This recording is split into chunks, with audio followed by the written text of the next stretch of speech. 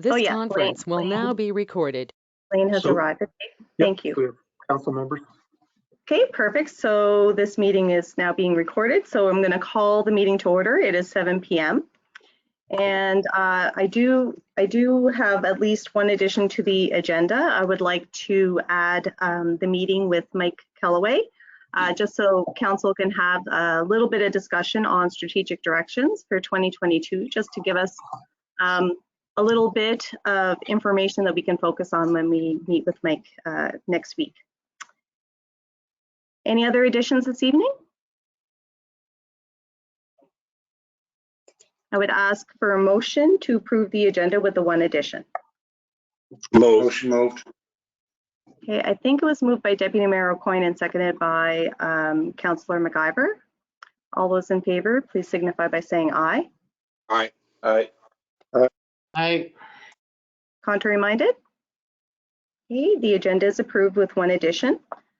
So we're now on gallery presentations. So I will turn things over to Megan.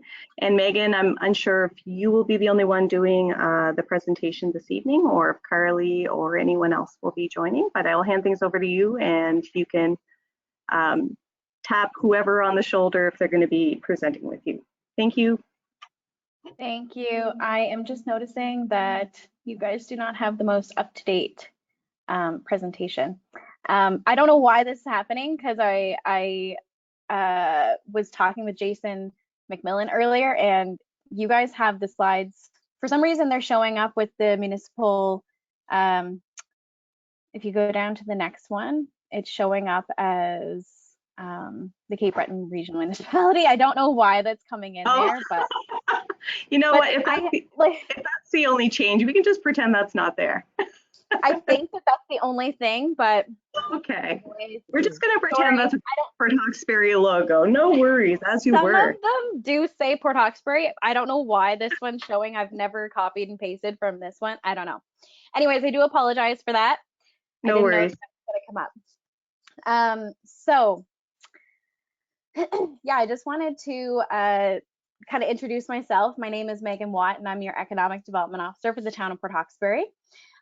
Thanks for giving us the opportunity to discuss some economic development projects, investment attraction projects, and give you a bit of an update on our labor and immigration update, as well as general overview of some programs that the partnership's working on. First, I'd like to introduce some of our CV Run team. So you have me, your Economic Development Officer, Tyler Mathis, the Acting President and CEO, Shannon McNeil, who is our Business Planning Advisor, Kelly McKinnon, our Labor, Market, and Immigration Officer, Jessica McDonald, our Human Resources Advisor, Harley Appleton, our Communications Coordinator, Mickey Freeman, our Innovation Development Officer, and we currently have an open position for our Creative Economy Development Officer. So if you could do the next slide. I'm going to pass it over to Tyler, our Acting President and CEO, to give you guys a bit of an intro. So Tyler, whenever you're ready. Sure, and yeah, I apologize for that. If Megan, if there's any other changes, I'm happy to share my screen. I have the most recent one, but yeah. But anyway, I don't think that there's any changes. I think it's just the okay. footer. I don't know why it's doing that, because when I do it as PDF, it has the right one. But anyways, okay. I do apologize again. That's all right. So thank you, Council and Mayor. It's a pleasure to be here. And we have a few of our team here with us today. I'm just introducing you. You know us well. Our vision is very clear: a thriving Cape Breton Unama'ki from stem to stern. And Megan, if you could just go to the next slide. I think Terry's actually controlling, but yeah. Terry, thank you.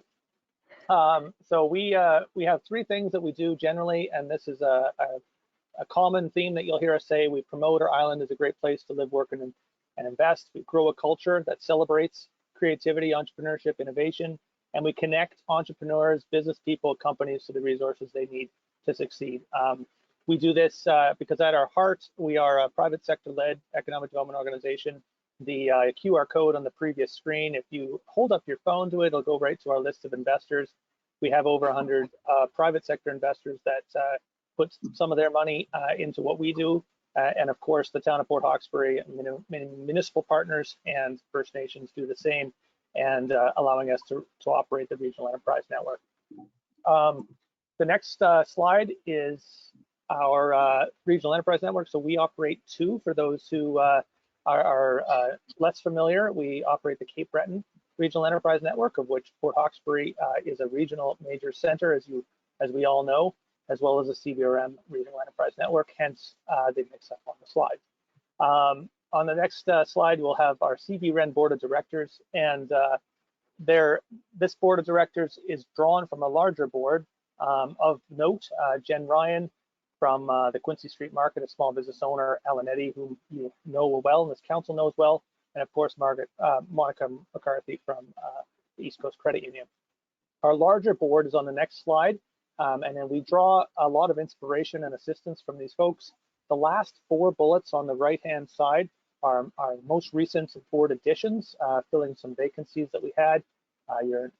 Vivek is no stranger to this council. Ron Blinkhorn from Casino Nova Scotia, Alicia Jador, and Adam Bateman.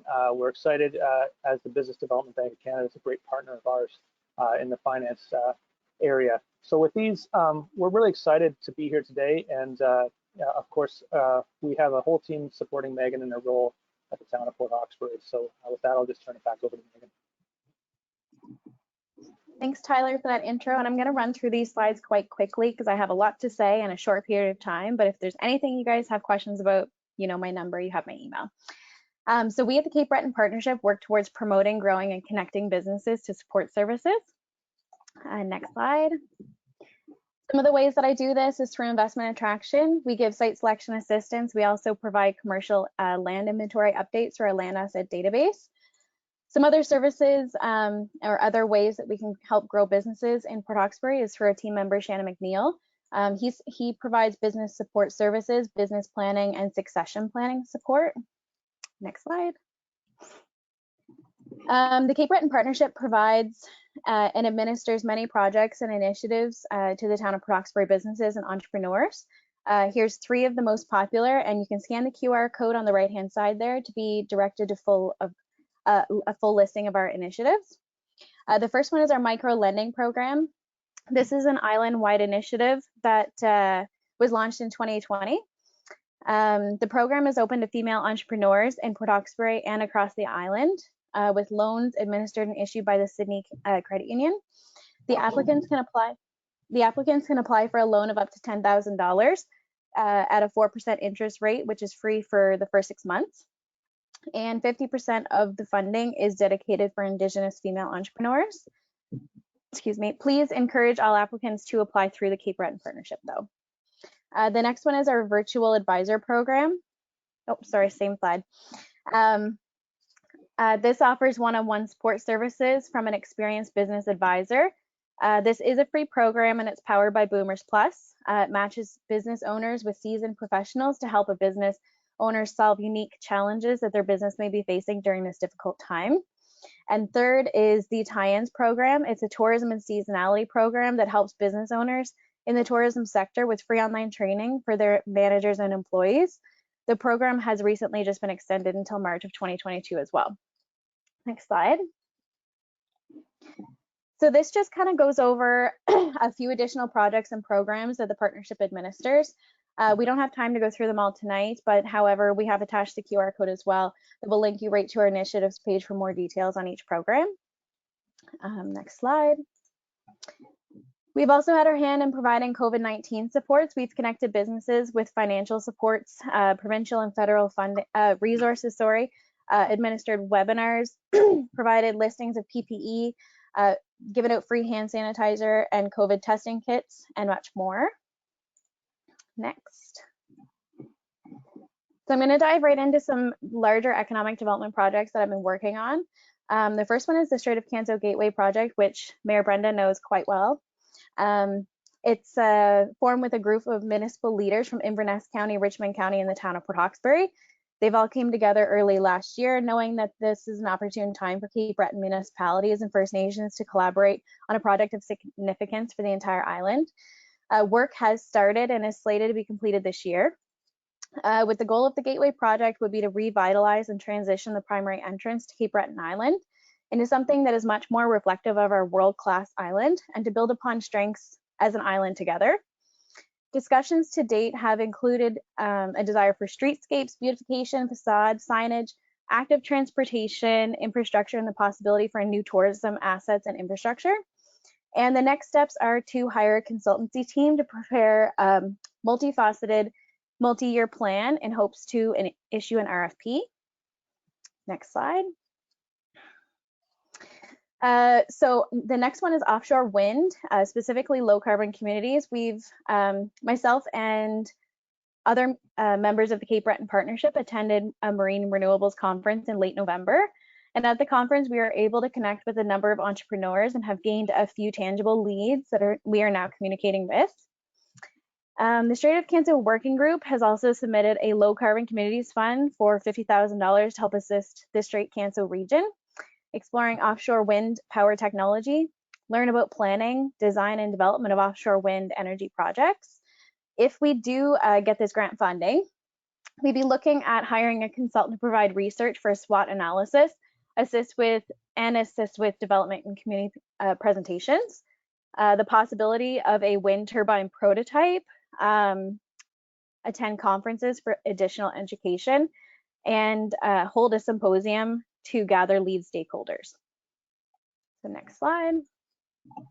So just quickly give you a little bit of an update on Abuct Place, the Ocean Innovation Center. Renovations have completed in August of 2021. Project partners are the Town of Port Hawkesbury, Cape Breton Partnership, and NSCC.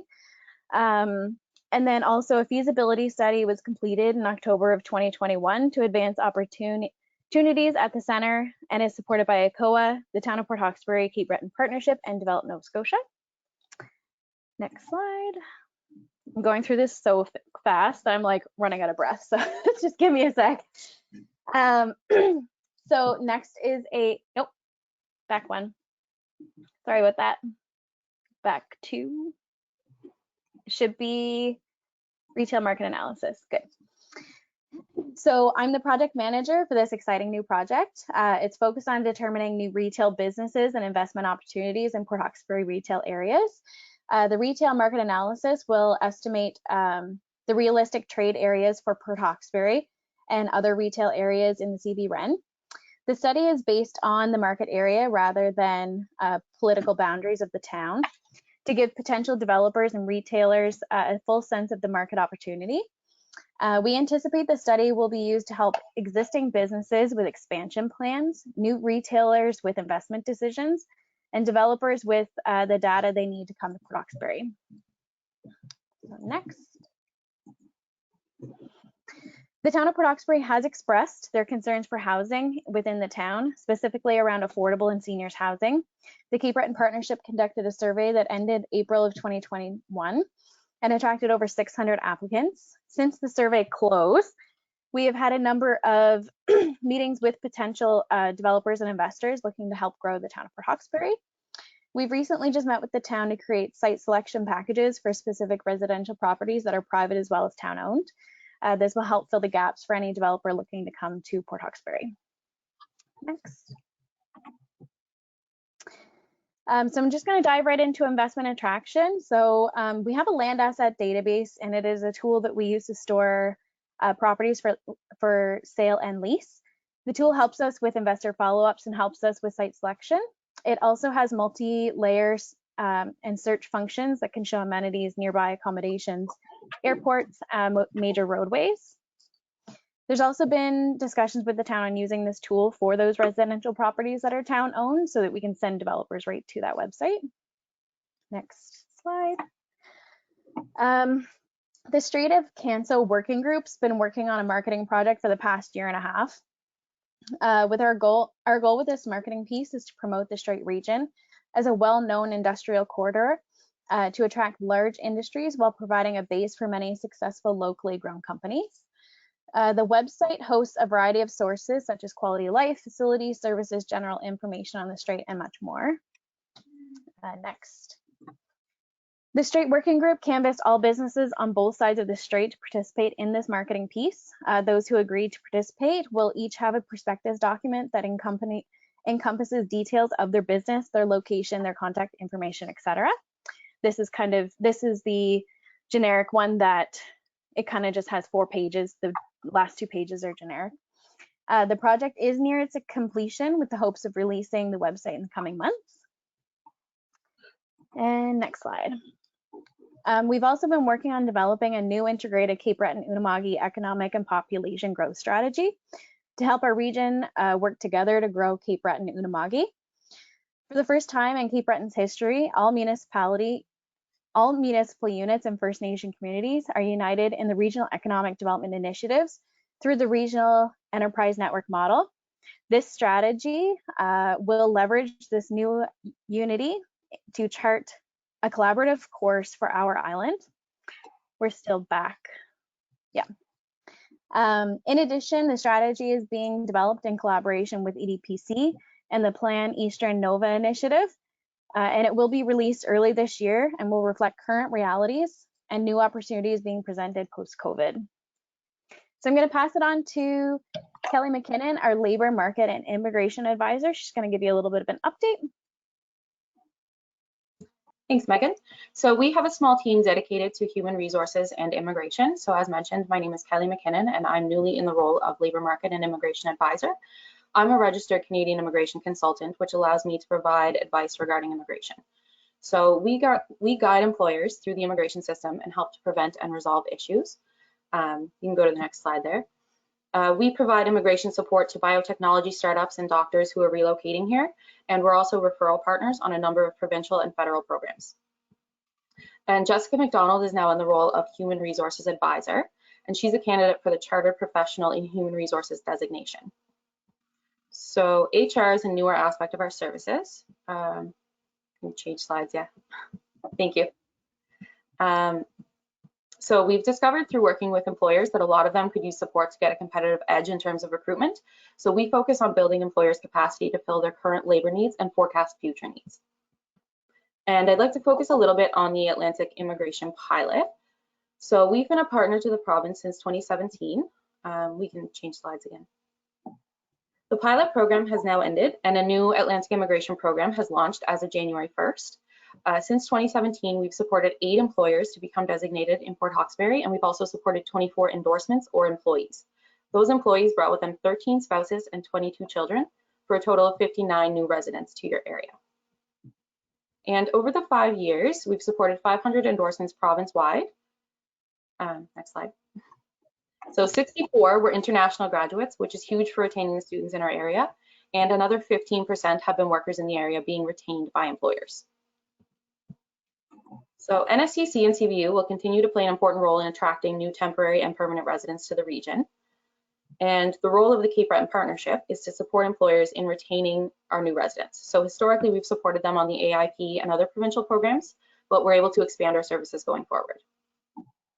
And in 2020, we launched Cape Breton's only job board exclusively for Cape Breton employers and those seeking employment in Cape Breton. We've now actually deployed the 3rd update, which includes board and volunteer opportunities in addition to employment. And so far, 197 Cape Breton employers have signed up and posted 515 jobs island-wide, with 322 job seekers registered. And we've also got a whole team dedicated to settlement, integration, and inclusion, and largely retaining newcomers in our communities. So part of our team supports the immigration process, and another part of our team makes Cape Breton a great place for them to stay and live. The QR code on this slide will take you to welcometocapebreton.ca, which is a great resource for newcomers and long-term residents alike. You can learn more about some of these settlement and integration programs here. And on the next slide, we have the Cape Breton Welcome Network, which you must be familiar with. They have groups all over the island who welcome newcomers, including the new Port Hawkesbury Welcome Group, which has formed since the last presentation to this council. And now I'll introduce Aya Al-Jarahali to speak about the Connector program. Thank you so much, Kelly. Good evening, everyone. My name is Aya Al-Jarahali, as Kelly mentioned, and I'm the Cape Breton Connector Program Coordinator. Before I just get started to actually talk about the Connector Program, I'd like to thank you all for the opportunity to talk about the Cape Breton Connector Program And I had actually the honor of attending the Strait Area Chamber of Commerce Fall Gala and Dinner Awards back in November. It was really a wonderful evening to come together with members and leaders to celebrate the exceptional people behind the successful businesses and organizations here. It really highlighted and showcased one of the many reasons why this is an amazing town, and I wanted to thank you all for everything that you do. So now I'm just going to move on to the Connector program. So some of you might be familiar with the Connector program, and some might be wondering what exactly is the Connector program. So it's a program that connects newcomers, local, work-ready professionals, students approaching graduation, local and international graduates, so they're known as connectees, with employers, industry, and community leaders, and they're known as connectors. So the program works in 3 simple steps: match, connect, and refer. So to date, there are approximately 350 connectees and approximately 250 connectors that have participated in the program. We have approximately 45 exceptional and dedicated volunteer connectors from the Strait Area region, and they really make the program the success that it is. I would like to acknowledge Mayor Chisholm Beaton, who has been a dedicated volunteer connector for several years. So thank you, Mayor Chisholm Beaton, for your continued support and dedication.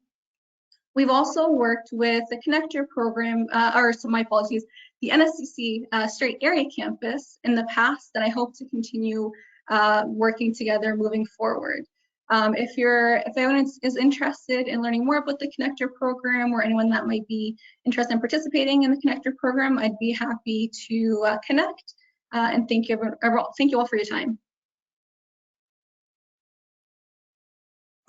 And I'll hand it over to my colleague, Meg. Yeah. So in conclusion, I just wanted to thank you again for giving us this opportunity to give a brief overview of what 2021 entailed for the partnership. We know we can't hit all the highlights of our projects, programs, and supports. So if there is any additional questions or conversations to be had, please reach out. We are just a phone call away. And I do apologize again for the footer.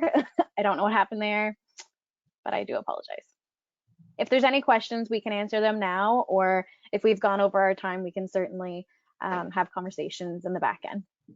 Actually, Megan, you were right on the money with the 20-minute presentation. So congratulations. That was a lot of information. So thank you to you and Tyler and all the presenters. We certainly appreciate it. At this time, does council have any questions or comments?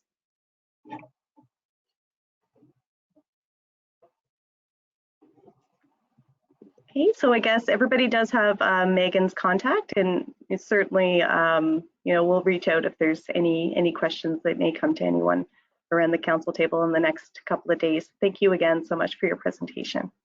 Sorry, Your Worship, are you there? Can you hear me? Go ahead, Blaine, if you have a question. I do. So Megan, when did you take up your position as the Economic Development Officer for the town of Port Hawkesbury? That was September of 2020. 2020. And yeah. when have we had an opportunity to meet with you as a council? We have not. How come? I don't know. I guess COVID played a part. Well, we're having meetings with COVID, but I mean that was mine. So I'm a little bit concerned there, because council hasn't had an opportunity to have any discussion with you in terms of the town's priorities for economic development, and I'm just wondering why we haven't had that opportunity. Well, I could definitely set something up in the next week or so. Yeah, definitely. I can jump in there too, Councillor, if that's okay, Mayor. I think that's a good point, and we certainly, COVID has been difficult, but it's not the only factor. And we hope these presentations will be more frequent, and certainly on many individual opportunities. We've been in coordination with staff, but not council, and that's something we hope to rectify moving forward. So thanks for pointing that out. Yeah, I'm sorry. And who's speaking? I'm sorry, Councillor. I'm Tyler Mathis. I'm the acting president and CEO of the partnership. Okay. So yeah, so definitely that's a something we don't want to have a gap of this length before we get to council. And certainly we'll have many opportunities to bring more updates. So I very much appreciate the presentation, and as the mayor just alluded to, there was a lot of information in 20 minutes, and it's a lot to try to absorb. So I think we need to look at doing a little bit more in terms of communication going forward. I'm just glossing over all the information that was presented here in that period of time. Absolutely, and I have had a chance to speak with a number of council members with specific topics and things, but not a council as whole. So that is something that I would love to set up in the coming weeks. And we do have a ton of programs and supports. So I'd love to tell you all a little bit more about that. So I'm going to ask you about the Streeter Council marketing project. You mentioned it's been going on for a year and a half. So I came to council in January of 2019, and I remember the predecessor to Tyler doing a presentation to council in May, and that was 2.5 years ago, about this project and about where things were going. And so what's a year and a half compared to 2.5 years? I guess the year and a half would be from when I started with it. But you probably are correct. It does predate me. And Amanda Mumbercut, the former executive director, did start that. So you are correct. Can you elaborate for me a little bit more on the Gateway project? What exactly is the Gateway project? So my coworker Lynn, she has been working kind of on it mostly, but I guess Mayor Brenda, you may actually be able to explain this a little bit more, because I wasn't the lead on this project, but I did want to bring it up to your attention. Yeah, so well, I guess, sorry, Your Worship, I'm just the reason I mentioned it is because Megan, you mentioned a multifaceted year plan. So what's the multifaceted year plan for the Gateway project? Yeah, that is something that Lynn provided me, so I can definitely get that information and give that to you after this meeting. Okay, thank you, Megan. I can actually just give a little bit more detail for Councillor McCrory's benefit. So there is a project or a scoping project that has been applied for, and Council has approved a motion to contribute $5,000 to that. If awarded and if successful, then that project will be scoped and broken down into a multi-year or multi-tiered kind of project. Yeah, so I guess, Megan, if you wanted to connect Blaine with Lynn, if he has any other questions, you can certainly ask those to Lynn, since Lynn is the lead for this particular project through the Cape Breton Partnership. If I may, Mayor, I have one other thing to add to that. Absolutely, and just before you do, Tyler, I also provide updates pretty regularly through my committee of the whole reports on this particular project. But go ahead, Tyler. Yeah, so we just received word today of ACOA's agreement to match the money that all of the municipalities, and I can't say if it's all the First Nations, but definitely many First Nations have contributed to this as well. And so we're excited that it seems this is truly an island-wide initiative on an asset that's we all recognize as being critical to the success of not only the tourism industry, but us as a whole in the island. And this Gateway project, I think I can speak for my own family, but we enjoy saying, welcome to Cape Breton Bump. And that experience might be a little different moving forward, but we're excited about that. And ACOA's, I think, impressed with the unity that local governments across the island have shown on this. So Your Worship, through you to Tyler or to Megan, can you provide us with some type of document and describing the Gateway project? Absolutely. Well, as the mayor mentioned, there's been significant amounts. We can absolutely provide better background to that, Councilor McCrory. Great, thank you very much. Okay, does council have any other questions or comments at this time? Okay, well, thank you everyone from the Cape Breton Partnership for your time this evening and for your presentation. Have a great evening and stay safe. Thank you. So we do have another presenter this evening with regard to St. John's Ambulance Canada. So I would welcome George. George, are you able to put on your camera and turn on your microphone? Well, welcome. So I will hand things over to you for your presentation. Okay, thank you very much. I'm very glad to be able to talk to you. This is a project that I've actually been working on for a few years. We want to bring St. John Ambulance Brigade to Port Hawkesbury. I want to form one here. I just want to tell you my experience with this, and I don't know that I knew much about St. John Ambulance, what we actually do.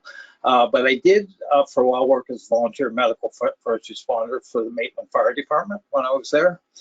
And I wanted to get more training, so I ended up teaching first aid, and then I ended up joining the Halifax Brigade St. John Ambulance. So what I'm doing, and I don't know if people know what the brigade does, but basically what St. John Ambulance is one of the world's oldest nonprofits, and what we do, we save lives.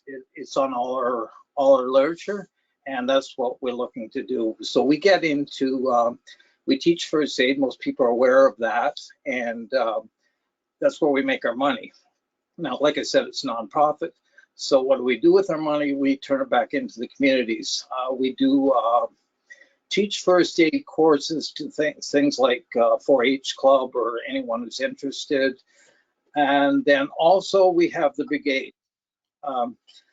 So basically what we do as a brigade, we take volunteers. They are trained to do a medical first responder, and then also they receive weekly training. So they're not only well trained, they're well experienced. Then what we do, we go into communities and sort of help with events, anyone that is in need of medical assistance at an event. So people in the brigade are required to train to MFR standard, also police record check. I've talked to the RCMP and they will do the record checks for free. We provide all our own equipment. That means that we will have defibrillator, we have oxygen, we'll have fully equipped kits. When we go to an event, we bring our own stuff. And the brigade itself will pay for that. So it's not going to cost the community anything. But we do want to get this going. I think it's a very good thing. I'm thinking a lot from the point of view of the volunteers. It's a very good volunteer activity to be involved in. That looks good on a resume. They also will get to, like, you can be a member at age 16 once you have the training, a full member, and then they can even get into management positions. We have a lot of positions we need to fill. And it looks like I'm going to fill most of them for the first little while. Okay, so what we do, and I don't know if you see my shirt, I was in the 418 in Halifax, and I did a lot of like fairs, agricultural fairs, concerts, basketball games, stuff like that. And mostly, you didn't really do an awful lot. You just basically help people out. But it gives experience working with people, and I think that ability to work with people, that empathy that we have, is a very good training for our people. So what we'd like to do is get into your activities where we can be a benefit, and that at the same time, we could train our volunteers that would not only have the training, but will also have the experience. Okay, let's see. Now we try to look professional. I don't know if you guys have seen the people with the shirts on, and we have a red backpack with St. John Ambulance, but hopefully you'll be seeing more of us. Now, yeah, if I can just get my, okay, so the type of events we're going to, like I say, agricultural fairs, basketball games, but there was a few, the Taekwondo Championship in Halifax, it was a non-stop medical thing. Now it was all soft tissue, mostly put ice on an ankle or a knee or something like that. But we're getting like hands-on lots of stuff. The cheerleaders competition Halifax. That was our biggest. We actually used every ambulance in Halifax that day. It is just high level stuff, nothing really serious, but some things that need to be treated. Now one thing also comes into is when I was in, we give the opportunity to volunteer for the emergency measure system. So you have to sign a paper, and these people would be available in the event of someone that's really needed. We've seen a lot of disasters around the world, but one thing I've noticed at all of these things, that the volunteers just show up. Now we want to produce the kind of volunteer who's well trained to do that. Now when I signed the application to be involved, I was told my first requirement was to my family and my neighbors. And hopefully that our volunteers will be helping neighbors. We get, like I do a lot of vital checks at church functions or just to get more experience. And that's what our members will probably do. Reach out to their neighbors, anything you need, we can check that out. We are allowed to administer oxygen and defibrillator as well as giving aspirin, but we can in certain instances use anaphylaxis. I forget what we call that. Anyway, for anaphylaxis shock. Okay, so yeah. So one other thing I found was really good with the with being a member is connection with other people within the brigade. Who, if I get a question, I can get an answer very quickly. So we all kind of work together. In our brigade, like in Halifax, we had a cardiologist in. We have a lot of people who are in theater. They like to do makeup, and we always like to have makeup people for doing our training events. So that's basically what it is. Now, one thing I was going to say, our members will probably come in. They'll probably come in young. I might say 3-4 years, hopefully longer. But even if they go out, they still have that experience and that training. And I think of myself as, you never know if you're going to need help. And who would I want to be standing next to me if I take a heart attack in Sobeys? And I want to be that person. Would be there for me. And I'm hoping that we can do this for the community. One thing we had talked about, if possible, if we could have meeting space at the community center. And the other thing we want is to actually be able to help you to come to your events. I think that's all. Any questions? Thanks so much for your presentation. So I guess the reason for coming to present to council with regard to the St. John's Ambulance Brigade and establishing a chapter here is potentially having somewhere like a space for monthly meetings. Is that correct? Yeah, well, it'll be weekly meetings. Weekly. Okay, and for about approximately how many people would you think would be meeting? I guess under the current conditions, it can't be more than 10. Well, under perfect circumstances, what would that look like? I've talked to people. The people in Halifax are very keen on this too, and they're solidly behind this. They say try not to get more than 10 because it'd be a logistical nightmare for me. So Okay. that's what, possibly 10 people, and we're gonna go by all the COVID standards. We had thought we'd be further ahead, but COVID's kind of put us where we are. But we're ready. We have a number of volunteers, and we're set up training for when we can do it.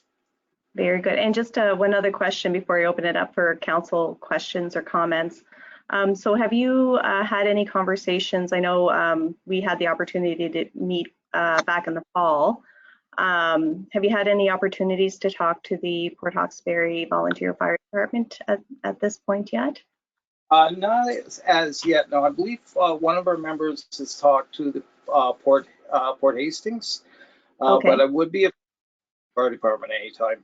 And I also want to tell the RCMP that we're here because I believe they set up these emergency responses. Okay, very good. I guess at this time, does anyone from council have any questions for George? If you could turn your camera on, Blaine, over to you, Councillor McQuarrie. If you have a question, there's your microphone. Great, thank you. Here's the microphone. Thank you so much for coming and making the presentation. I'm extremely excited about your eagerness or initiative to set up a St. John Ambulance Brigade here in Port Hawkesbury. I think it's got a very distinguished background as an organization, and I very much support your initiative. And I guess, just like clarification as to what the organization would be looking for from the town of Port Hawkesbury. Is it just meeting space? Is that what you're asking for? Yeah, meeting space if it's available. Meeting space once a week. Yeah, once a week. No financial contribution. No, we're not looking for money from the community at all. I want to do it as a private fundraiser thing. I definitely don't want money.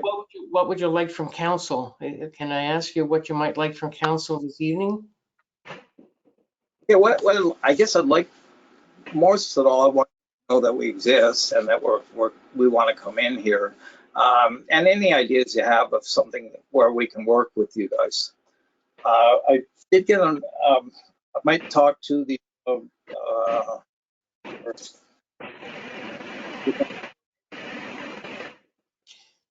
Sorry, I couldn't hear you, sorry.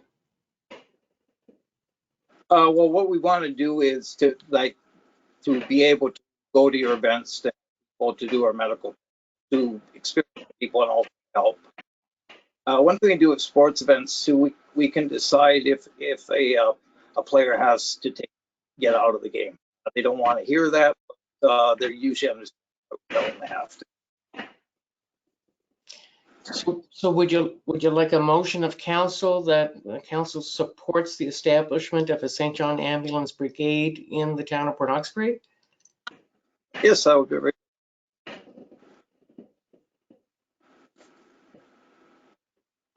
Okay, thank you very much. I would be prepared to make that motion. Thank you. Thank you, Councillor. Over to Councillor McDougall. If you can turn your camera on, please.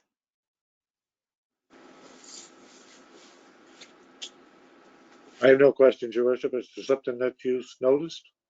No, just wondering if you had any comments or questions. Deputy Mayor Aucoin. Through Your Worship, I just want to thank you for the presentation, and I can echo the comments of Councillor McCrory that I would definitely support this. And for now, that's all I have. Okay, Councillor McIver. Yes, Your Worship, through you. George, I know you touched base with me earlier on this. I just want to understand, you're looking for a space to meet once a week for 10, and you're looking to come to our sporting event, and I guess whatever we need first aiders for around the Civic Center? Yes.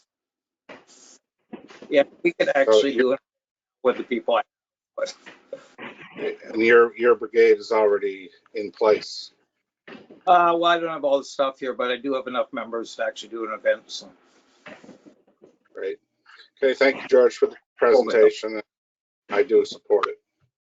Thank you. Fantastic. Terry, did you have any comments or questions? I just see your microphone on. Oh no, Your Worship. I'm sorry. No, I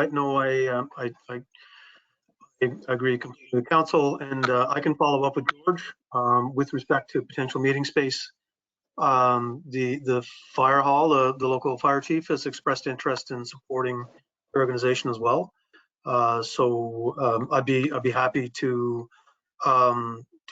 speak to you, and we'll look further on what support to sporting events and looks like, and specific meeting requirements and those types of things. So I'd be happy to follow up administratively with you, George, and try to move this along.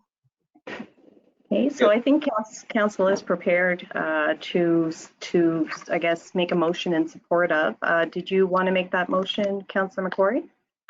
Certainly, I would, Your Worship, but I want to clarify that it wouldn't be limited to providing services at the support services at the Civic Center. It would probably include our recreation grounds and possibly our trails, wherever there are activities that take place in our municipality. Yeah, that would be correct. We work indoors or outdoors. So. Which could include Festival of the Strait, which could include the Granville Green, activities on the waterfront. Oh, yes, for sure. Yeah. Any other follow-up questions?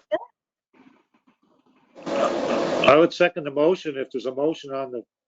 We're okay. I guess Councillor McCrory is trying to, I guess, better understand the ask so that he could frame a motion. But go ahead, Councillor McCrory, if you're ready.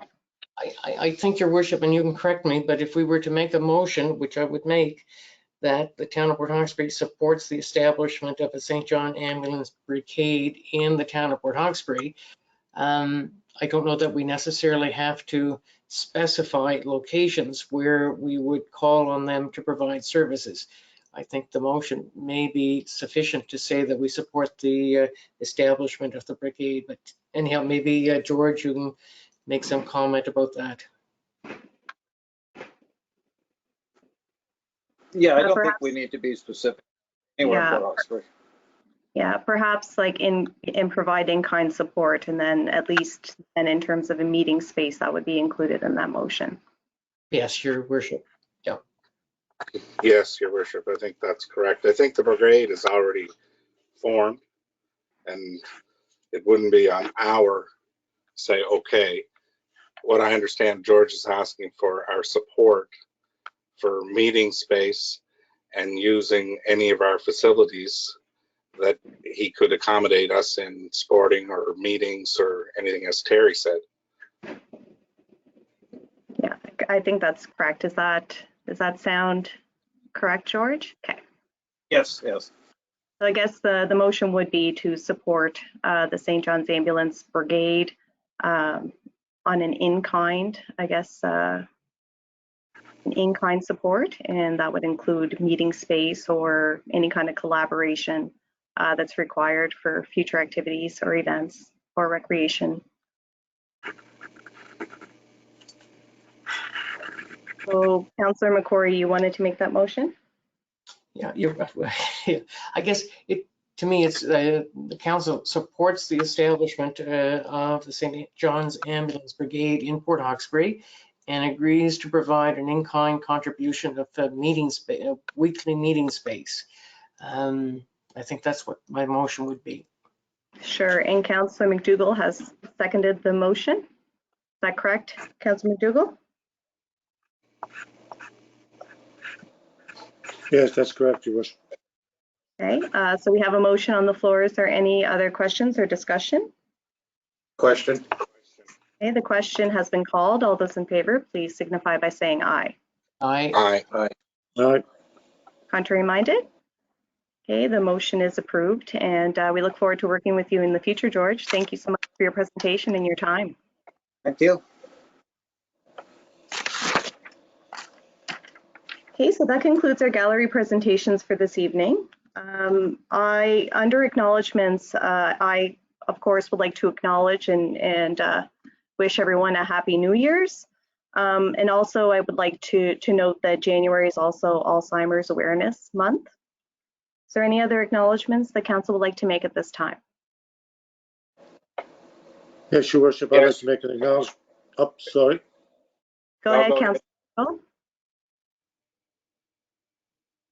Yes, Your Worship, thank you. I'd like to acknowledge and congratulate Councillor McCrory on his retirement. He spent over 31 years in the provincial health system, and I noticed where there was over 600 well-wishers on Facebook wishing him also a happy retirement. So I'd just like to congratulate him on his retirement and wish him the best of luck in his retirement. Thank you, Councillor McDougall. Councillor McIver? Yes, Your Worship, through you. I just wanted to acknowledge that it was former Councillor Jim King's birthday today, his 82nd, and I want to wish him all the best. Thank you. Councillor McCrory, did you have any acknowledgements?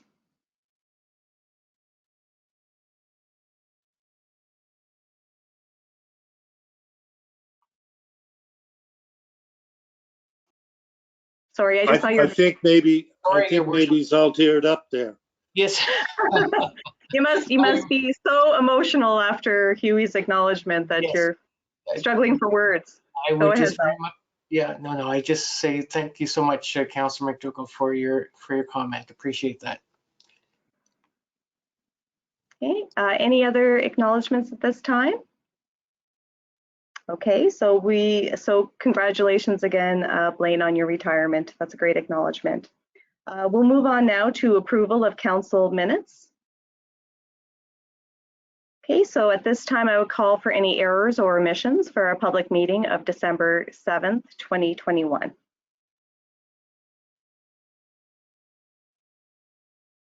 Okay, hearing none, I would ask if there's any business arising from the minutes at this time the council would like to discuss. Councillor O'Coin, or Deputy Mayor O'Coin, you have your microphone on. Did you have any business arising? Yes, through you, Your Worship. I'm just wondering if we can get an update, if we were able to contact anybody on the scope of the lighting for the sporting fields.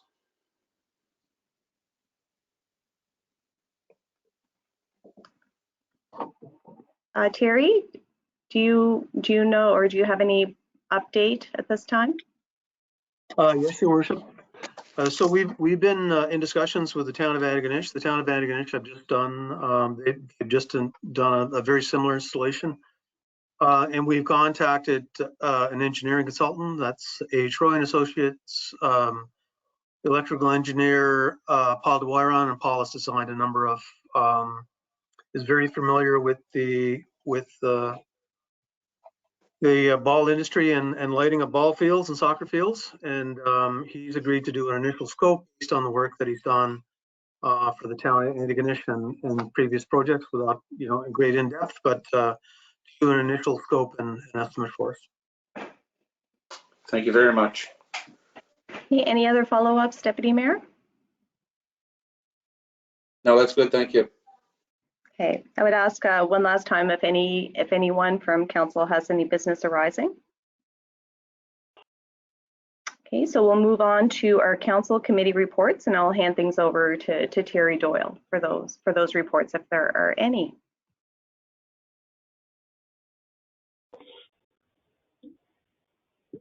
Yes, Your Worship. Just one item. So as I'm sure we all remember, we combined our public meeting with our committee of whole for the month of December. So issues from committee of whole were dealt with in public session on December 7th. There is one outstanding item that could be addressed that came from committee of whole, and this is to formalize the process of the purchase of the asphalt roller. So we're asking, staff is asking council to consider a motion that the town of Port Hawkesbury approves the purchase of an asphalt pavement roller for the Public Works Department. Thank you, Terry. Motion. What is the wishes of council? Motion moved. Okay, so moved by the Deputy Mayor. Do we have a seconder?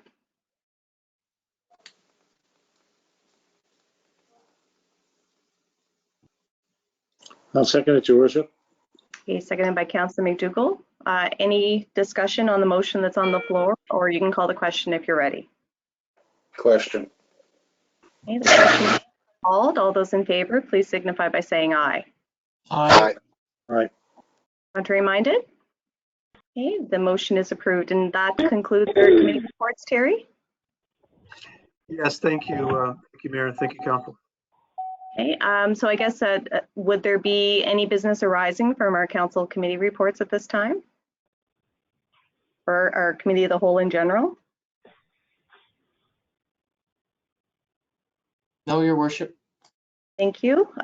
So we didn't have a in-camera session I don't think Terry at our last public meeting or this public meeting, so I don't think we have, do we have anything for this item? There are no motions from in camera. Okay, thank you. Our next agenda item under correspondence, we don't have any correspondence or proclamations or resolutions. We do have a couple of items under other business. The first item I will have Terry review, which is our council expenses. Yes, Your Worship. So the expenses for the month of there have been no recorded expenses. The month of December for mayor, councilors, or the CAO. Okay, thank you.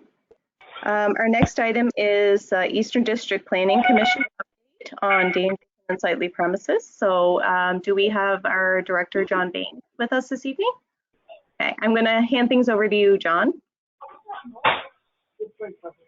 Thank you, Your Worship. Are you able to hear me okay? Yeah, we can. Just before you start, Terry, we do have, I don't know if you can turn off caller one's microphone. We're just getting a little bit of feedback. Go ahead, John. Thank you, Your Worship. So I have a number of files just to give you a quick update on where we are on them. I'll go through them in giving you their civic numbers.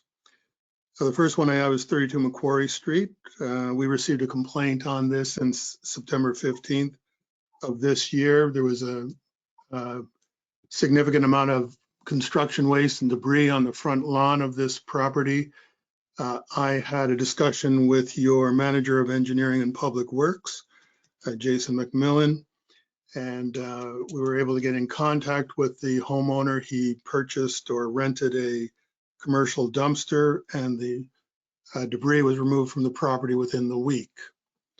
Second update I have is on 224 Reeve Street. We received a complaint November 8th. I phoned the owner of the property the same day. It was regarding overflowing garbage bins that were in front of the building. Had a conversation with the owner of the property. He explained the troubles, the difficulties that he was experiencing. Again, I touched base with your manager of engineering and public works, who also discussed the issues with the gentleman in question.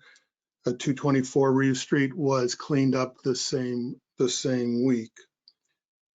The next one I have is 314 Granville Street. 314 Granville Street,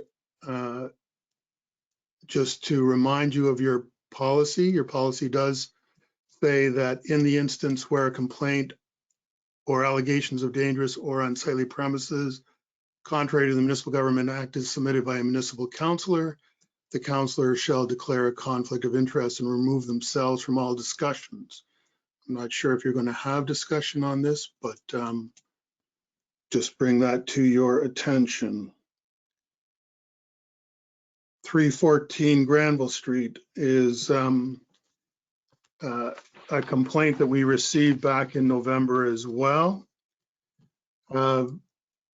Before we received the complaint, I was made aware of the issue, and I emailed the landlord, and the landlord did get in contact with me prior to the complaint being received.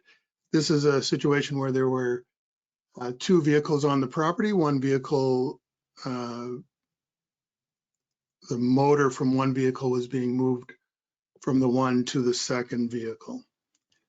We also had conversations with the tenant who owns the car. And as a result of those conversations in November, the second vehicle was removed and the property was cleaned up somewhat.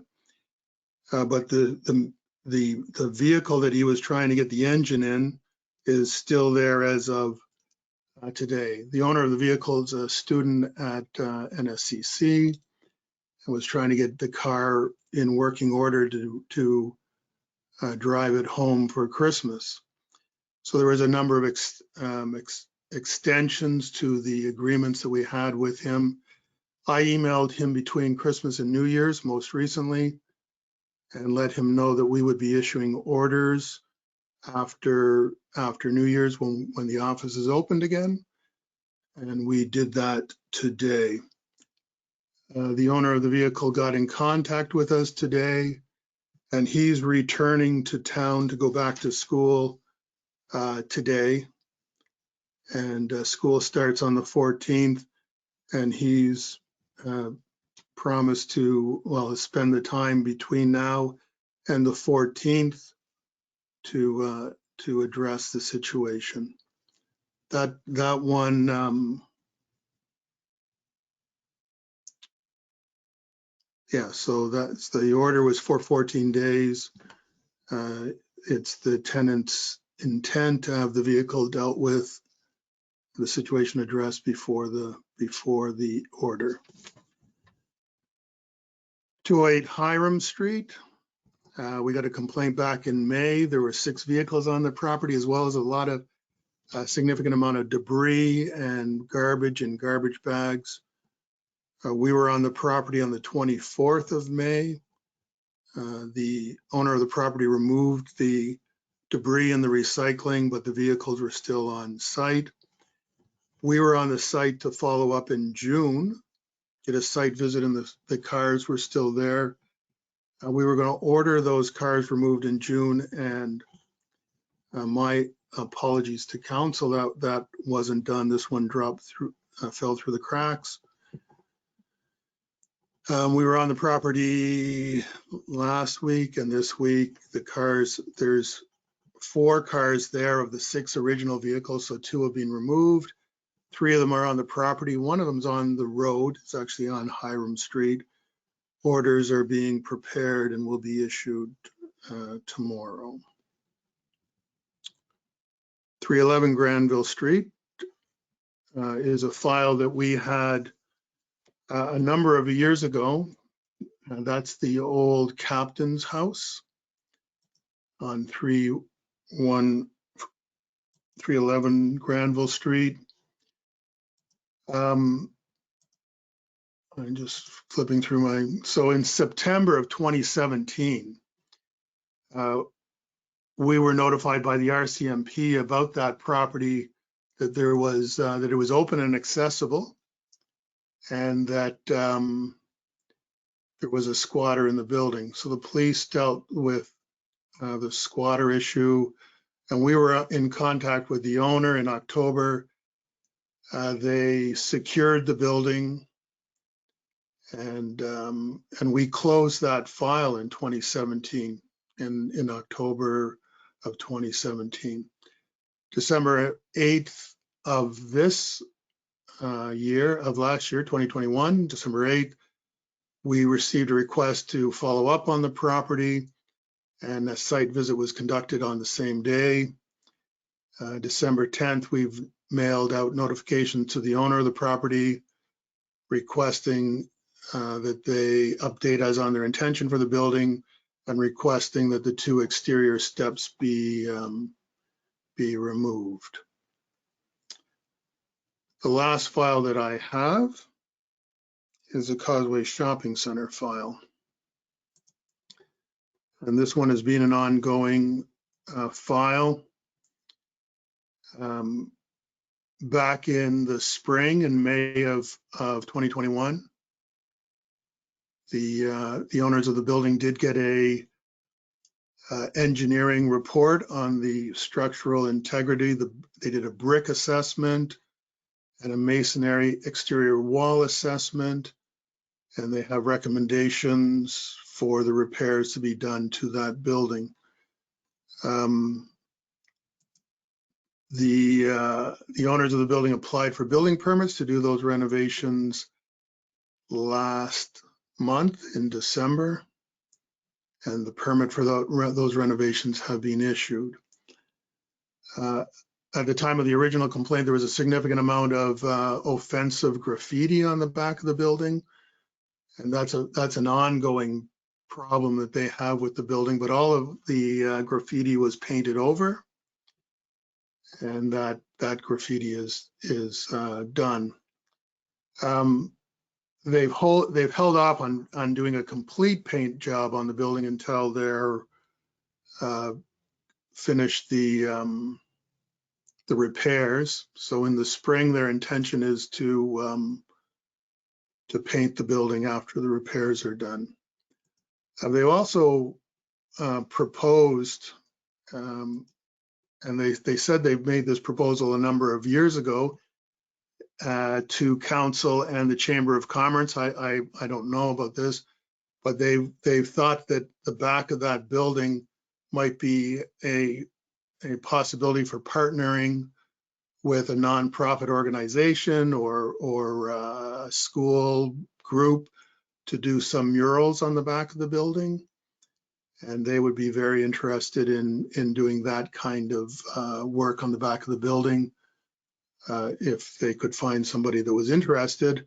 But regardless, their plan is to repaint the exterior back wall after the work is completed and weather permits. So that's an update on all the files that I have. And if councillors have any questions, I'd be happy to answer those. Okay, thank you for that update. And at this time, I'd like to open up the floor for questions or comments. Perhaps we'll start with Deputy Mayor Aucoin. Thank you, Your Worship. Okay. Through you to John. Let's have a conversation about the Causeway Shopping Center. I know I've been on council for just over a year, and during the campaign, I heard a lot of complaints about that building not being painted and the look of it. I'm just wondering, how long ago was the initial ask to have the back of that building cleaned up?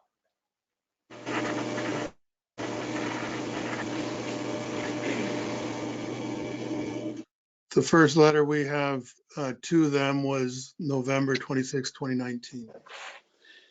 November 26, 2019. So here we are, well over 2 years past that, and it still looks terrible. Here we are in Port Hawkesbury right now. We're trying to sell this town. We're trying to get housing developers in here. We're trying to get new business. They come into town and the first thing they see is that. It makes it awful hard on us to promote this town when we have that sitting in the middle of it. I know we discussed this before and you told me that you set the timelines, but how long do we give?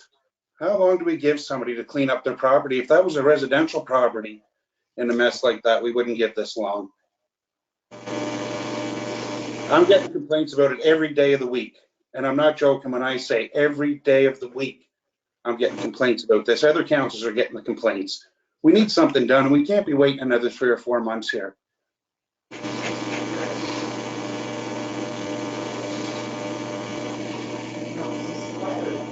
Over to you, John.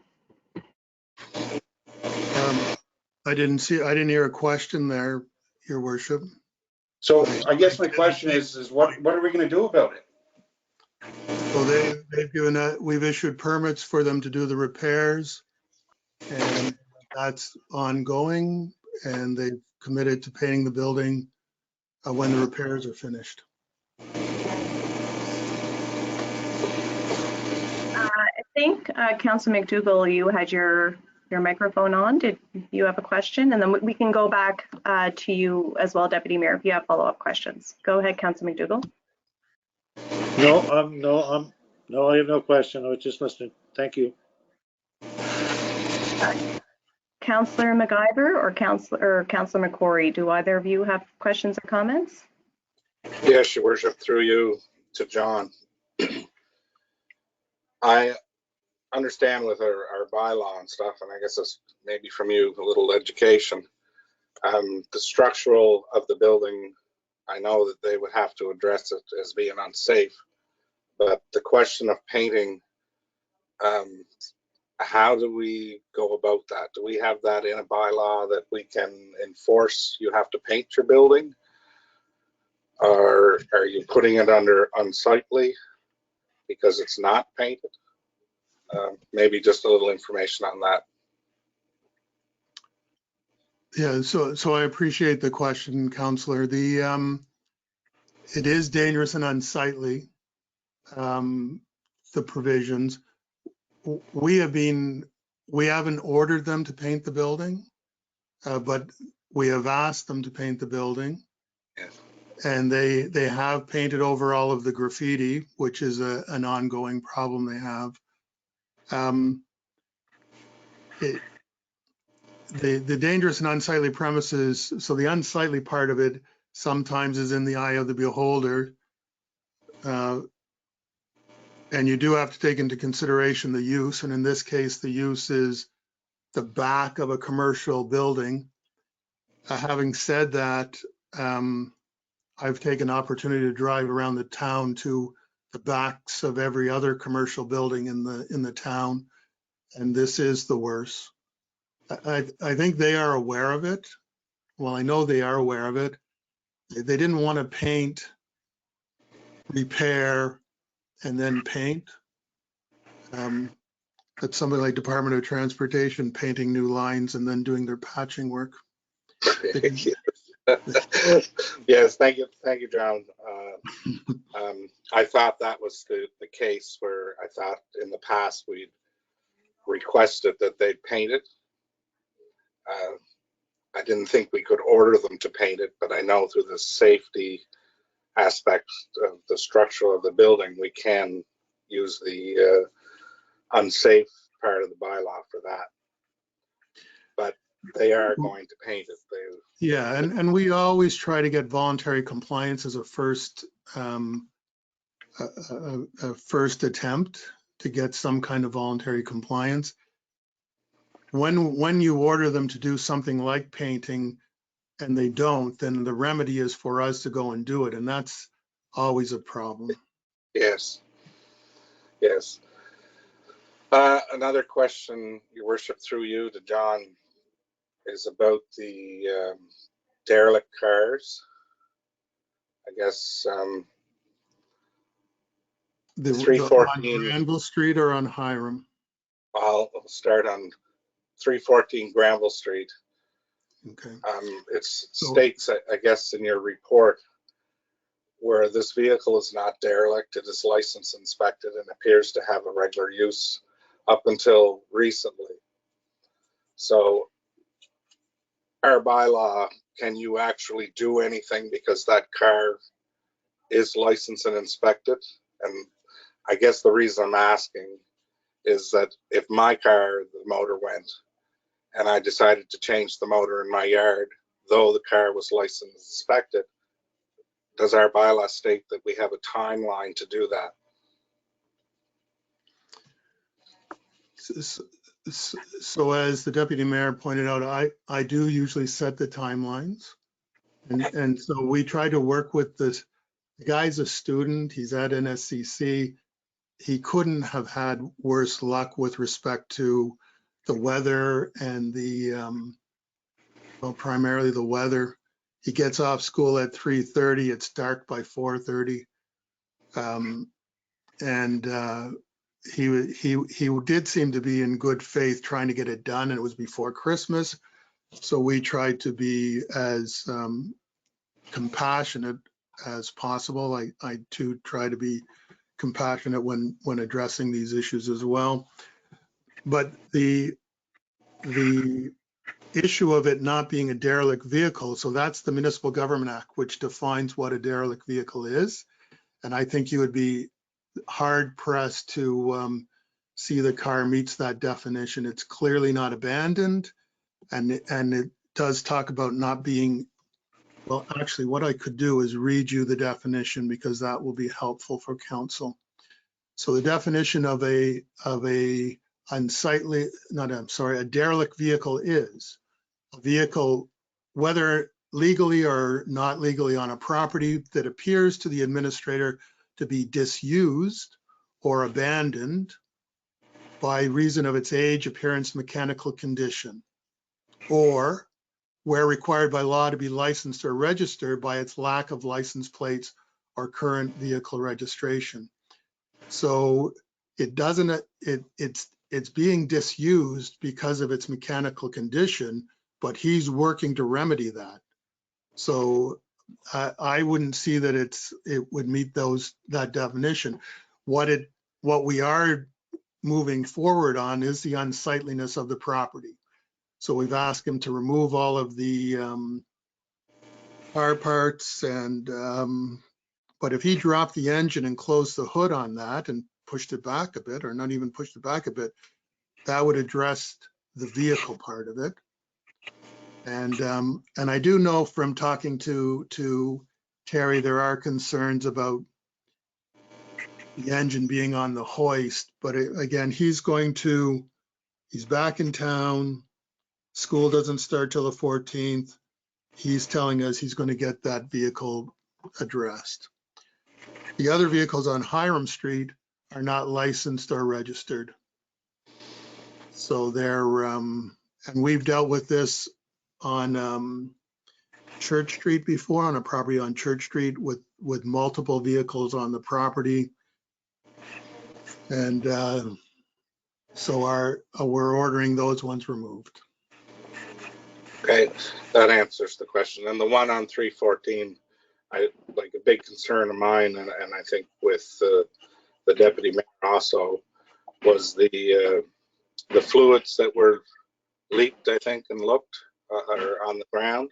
And I noticed that the engine stand is actually on the sidewalk, I think, from the pictures that the deputy mayor sent. That is a concern. But I just, that is a concern on Hiram as well. One of those vehicles is on Hiram Street. They should be looked after. I agree. Thank you, Your Worship, and thank you, John. Okay, thank you. Councillor McCrory.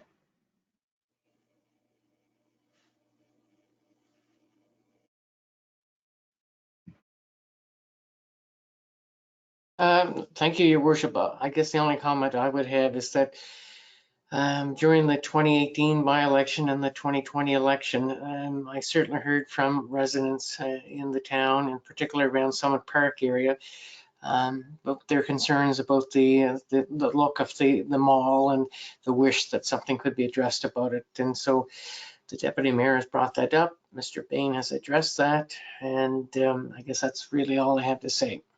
Thank you. Okay, and we can swing back to you, Deputy Mayor Aucoin, if you had any follow-up questions or comments.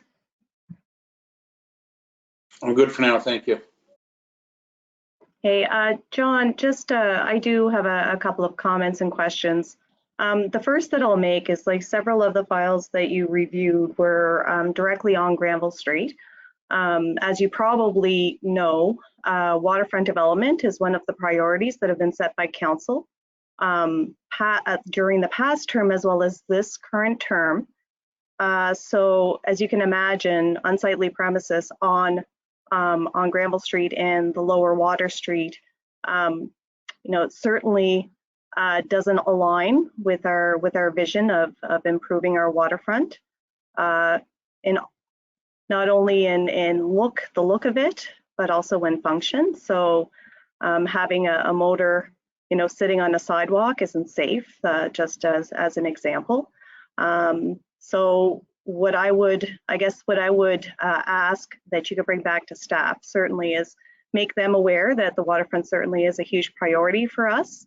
And if there are files that are active right now on Granville Street, we would like to see some of those files expedited over the next couple of years as we continue to work on waterfront development. I would ask council if they agree. We would love to see our Port Hawkesbury files moved more quickly than has happened in the past. The other, I guess the other thing that I would, it's less of a, well, I guess it could be a question. I think that it would be helpful if you were to agree to come and present to council on our Port Hawkesbury Eastern District Planning Commission files on a quarterly basis.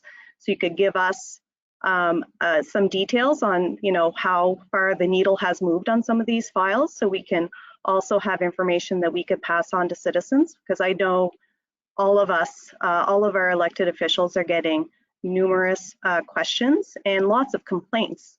And not just on the files that you've reviewed this evening, but other properties that are unkept. So that would be my suggestion, and I would ask, you know, what council's thoughts are on having John come and present quarterly to give us update on a regular basis.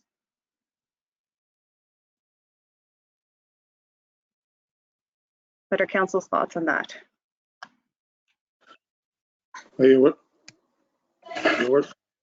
Yes, go ahead, Councillor McDougall. I'm going to go back to the history book again, and John will agree with me on this, I'm sure. And John's name, we used to have a nameplate right there for Mr. Bain. And we used to have the police come to all our meetings, and we used to have the fire department come and make a presentation. They all stopped. So I agree with you. Yes, the police should be coming every quarterly. The fire department should be coming. They're all parts of our town. And unless we go directly to talk to a member of the police or a member of the fire department, we don't know what's going on. So yes, I agree with you. Councillor McIver? Yes, Your Worship.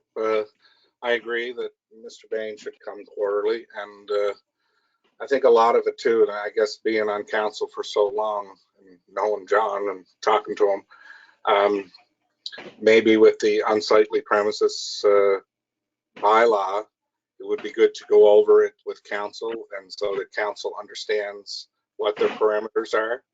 That I think John touched on it tonight, was it's I guess on the eye of the beholder of what's unsightly. It might not be unsightly to somebody else. So maybe he could instruct council on what we can and can't do with unsightly properties, and then council will have answers for members of the public.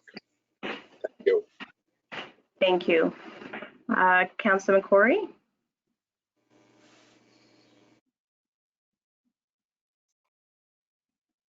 Yes, Your Worship, I agree with your suggestion, whether it needs to be quarterly or even twice a year.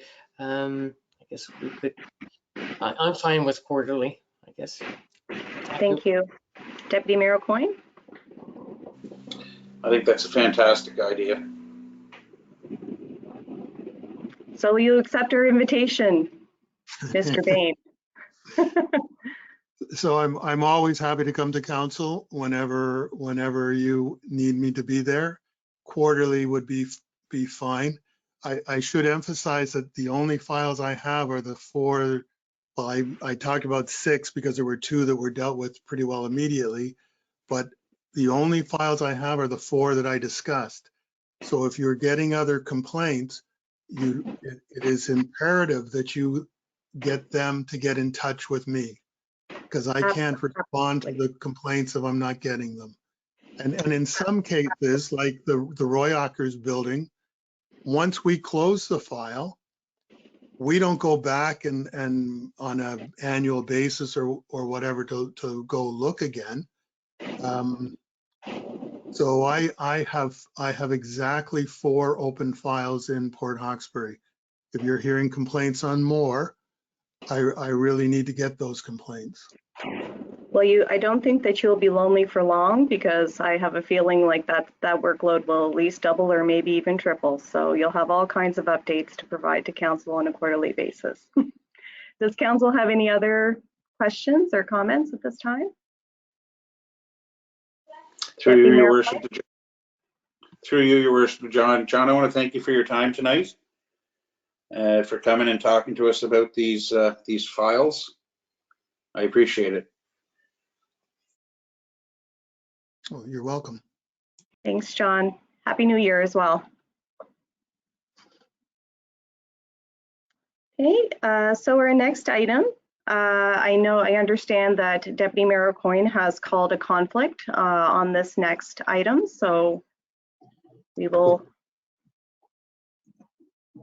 Okay, so he has muted and turned off his camera. So with that, under 12, number 3, with regard to the public hearing we had just prior to this public meeting, I'll hand things over to Terry Doyle with regard to the items that were approved. Thank you, Your Worship. So from our hearing, which was held prior to our public council meeting, we ask consideration the following motion that the town of Port Hawkesbury approve the amendments to the taxi bylaw as presented at the public hearing. Okay, thank you. What is the wishes of council? So moved. Okay, Seconded, Your Worship, seconded. okay, thank you. So moved by Councillor MacGyver, seconded by Councillor McCrory. Is there any discussion on the motion that's on the floor, or if you're prepared, you can call the question? Question. Okay, the question has been called. All those in favor, please signify by saying aye. Aye. Aye. Contrary minded? Okay, the motion is approved, and we have another item, Terry, is that correct? Yes, thank you, Your Worship. So in association with the amendments to the taxi bylaw, there was a taxi policy that was developed, and that taxi policy was presented to council on the 2 occasions, but the last occasion with the last draft was presented on December 23rd, or sent to council on December 23rd with notice of to ask for adoption. And so the motion for consideration, the other motion for consideration coming from the public hearing is that the town of Port Hawkesbury adopt the taxi policy with notice presented on December 23rd, 2021. Okay, thank you, Terry. What is the wishes of council?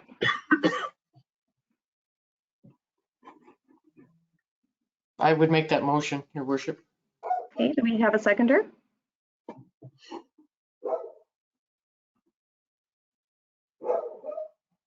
Seconded. Thank you. Is there any discussion for the motion that's currently on the floor? Question. Thank you. The question has been called. All those in favor, please signify by saying aye. Aye. Aye. Contrary minded? Motion is approved. So that concludes agenda item number 12. We're now on approved additions, and as all of you are aware, we do have a pending meeting with MP Mike Kellaway, who's interested in speaking with council with regard to our 2022, I guess, strategic directions. He'd like to understand a little bit about where council would like to take the town, to see what areas he may be able to assist in. But first, I'd like to ask who is able to attend the meeting with Mike Kellaway. I am. Okay, thank you. I am, Your Worship. Thank you. When is it, Your Worship? Is it on the 18th? Yes, yeah, we went with the date that you were available. I think it's a Yeah, I can make it, Your Worship. Thanks. Thank you. Thank you. Perfect. Are you able to as well, Councillor MacGyver? Yes, Your Worship, the 18th at 3 p.m., correct? Yes, that's absolutely correct. Yes. So I guess just to help Terry and I prepare for the meeting, is there any particular areas that you'd like us to focus on when we're doing a bit of a presentation for Mike? And of course, we'll have a round table. You can certainly bring some ideas and share them the day of, but is there anything in particular that you would like to see a focus on? So maybe we'll start with Deputy Mayor Aucoin and go over to Councillor McCrory. Thank you, Your Worship. Obviously, my biggest point right now is housing.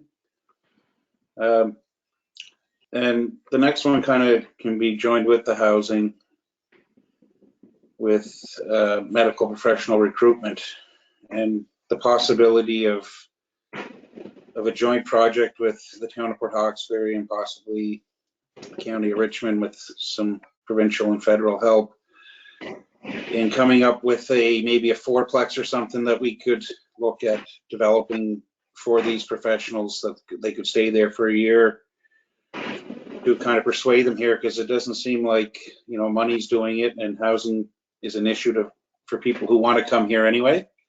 So that might be an option to look at. Like an incentive. Yeah, you know, if the four partners could get together and build a quadplex, 2-bedroom each or something in each unit, and and come up with an agreement that way. I think that might help us in our recruitment for medical professionals. Well, thank you, Deputy Mayor. Councillor McCrory?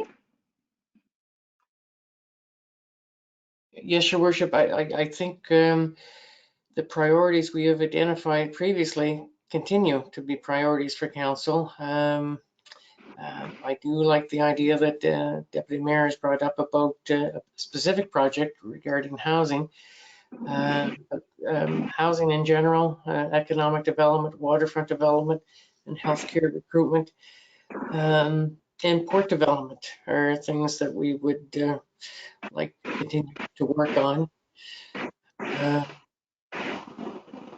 Yeah, so, and I know that the MP, Mr. Callaway, is very open, he's very amenable to conversations with council, and look forward to meeting with him on the 18th of January. Thank you, Councillor. Councillor McDougall, did you have any ideas that you would like to see us focus on? Yes, Your Worship, thank you. No, they're good ideas, but I guess what we have to do is what he's going to be prepared, and what there's always something on the horizon that comes up, and it could be anything from recreation to housing to jobs for students. It could be a lot. I guess the big thing that I'd like to put on the table, and I mentioned it a couple of times now, and I don't know how much work we did on it. The Deputy Mayor asked a question on it earlier in the on the agenda about the lights for the ball field / soccer field. I know that we've been after that for years and years, and if there's monies available, I would hopefully we can get council on the same page, and it's about time that we get that done. I know everything else is important also, but if the opportunity arises, I think we should jump at it. Thank you. Thank you. Thank you, Councillor McDougall. Councillor McIver? Yes, Your Worship. I agree with the Deputy Mayor and Council's suggestions. Question,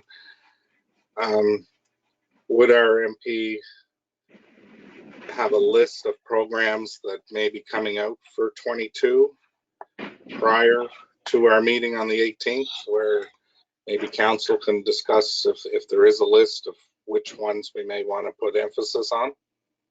Yeah, that's a great suggestion. We can certainly get in contact with Natasha, one of his staff, and have her potentially kind of flip some of those programs to us in advance of the meeting, and that'll give us a little bit of a, I guess, a better foundation to have discussions. Yes, thank you, Your Worship. Great suggestion. Terry, is there any other questions that you might want to ask of Council with regard to preparing that presentation? No, Your Worship, not at this time. I can. I think there's enough time to be able to flip whatever we have out to council for their feedback, and maybe it has to be. It should be centered around facilitating good communication between council and our member of parliament, and open discussion, and maybe concentrate on what programs are available, what should we be looking for. But as Councillor McCrory had stated, and as we have done before in other presentations, I think going back to our strategic planning priorities is always important, and keeping that focus there. Absolutely. Well, thank you very much, Council, for that discussion and guidance. It's appreciated. We're going to move on to future meetings. So we do have our next Committee of the Whole that's coming up January 18th, 2022, followed by a public meeting February 1st, 2022. And at this time, I would ask if there are any questions from anyone who's been observing the meeting in the gallery with regard to any of our agenda items that we were covered here this evening.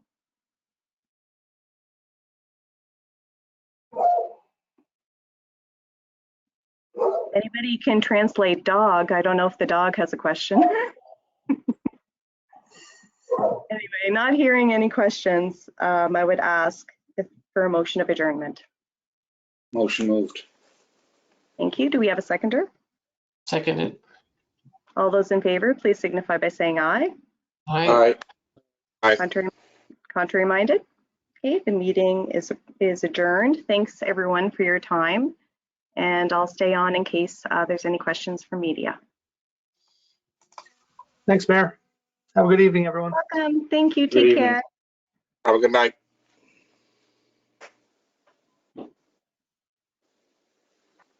Brenda, I have a couple of questions about the taxi. Oh, sure. What are the new taxi rates going to be as a result of? Sure. So the rate for town is $7 for within town from a trip from point A to point B. Okay. What does the new policy entail? Is that just something that's surrounding that new bylaw, or?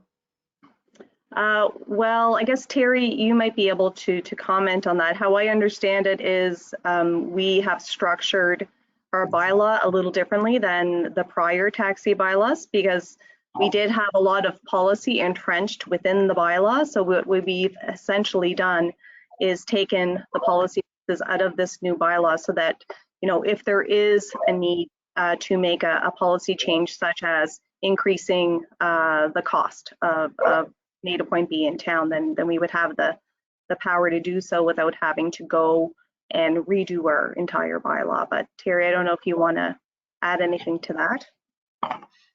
No, I think that was very well said.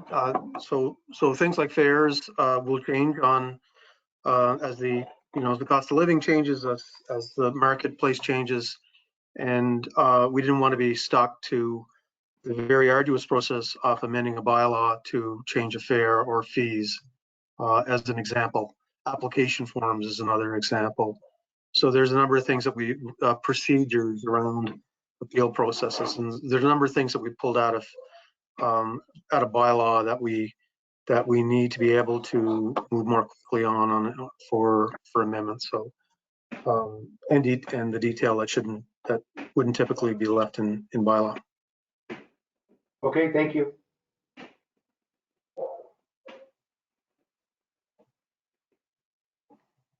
Any other questions?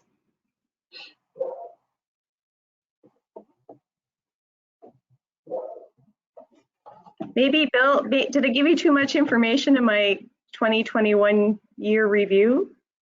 Jake Can't and believe Bill? Bill was this quiet. I think I overwhelmed you guys with updates on what we did in 2021, so it's okay for you to give me a pass. You blew Lori Cranton out of the water. Did I really? Oh, See, yeah. and you know, of course, what I did too, Bill, is after I hit send, I thought of 10 other things that weren't in the review. Of course. I wasn't going back to you. No, listen, you don't need any more information, trust me. But one thing that I missed was we did approve a code of conduct, which I think was really, really important in social media policy. And there's some other things that I probably left out. But you know, what you wrote will be read word for word by a lot of people, so. Exactly. Listen, probably, yeah, my intent wasn't to overwhelm us. I just wanted to, not everybody understands exactly what municipality, I know you both do, but the average person wouldn't know what do elected officials do in a municipality, but that's a good snapshot of a year in the life of a municipality. I thought it was great. And I think it will be well read too by a lot of people, either just to, see what the town's doing or to look for things they might have to have an argument with you about. So it's all good. Exactly. No, that's fantastic. And wow. I didn't understand that question that came from the gallery, but I couldn't help myself. There's a reason I don't do meetings from home, and that's because of my dog and cat. Because I'm forced to be at home right now because of traveling over the last 2 weeks. So I'm sure. It was an excellent That's- question, I'm sure. It's like whatever, My whatever. 14-year-old laugh. So I'm sure he can speak in some ways. I'm sure what it was a motion to adjourn. Is if I could translate it correctly, I would. That's what I guess. So if there is any questions that might pop into your head, I guess anytime in the next day or two, you both know how to get a hold of me. Thank you, Mayor. Thank you, Jason, for hanging around. And thank you, Terry, for the dog. Yes. Thank you. Happy New Year to you both. Stay safe. Night all. Good night. Take care. Bye. Folks, Happy New Year.